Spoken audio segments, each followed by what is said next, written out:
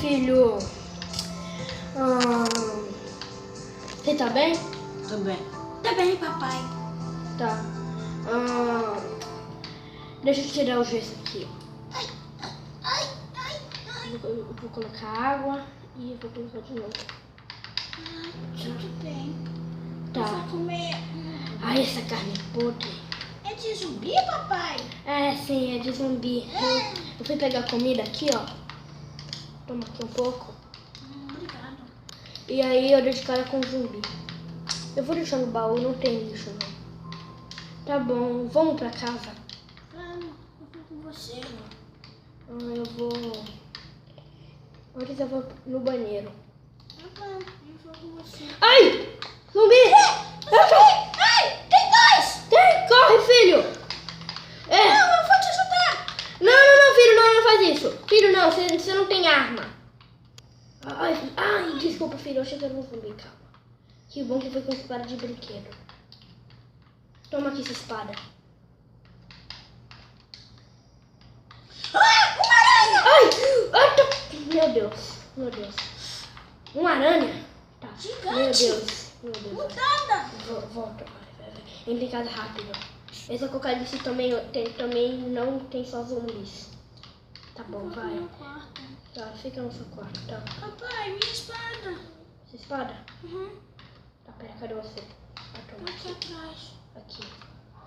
Obrigada. Boa noite, filho. Eu acho que você descansa um pouco. Sua perna tá quebrada.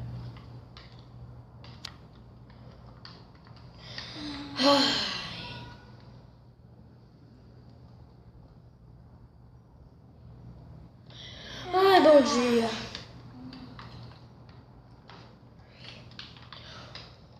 O que a gente vai fazer hoje?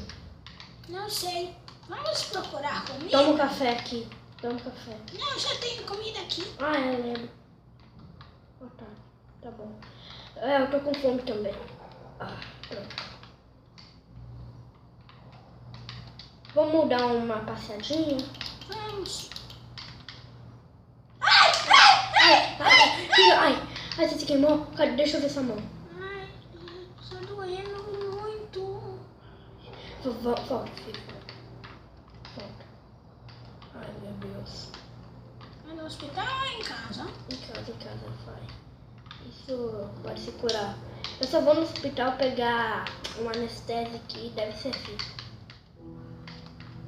Mas não tá doendo muito não, papai. Tá, então tá. Você acha que ainda consegue andar? Vamos dar uma passeada? Então, vem cá, vamos dar uma passeada. E também vamos procurar mais comida, tá acabando. Tá. Eu vou com a minha espadinha de brinquedo. Eu vou com minha faca.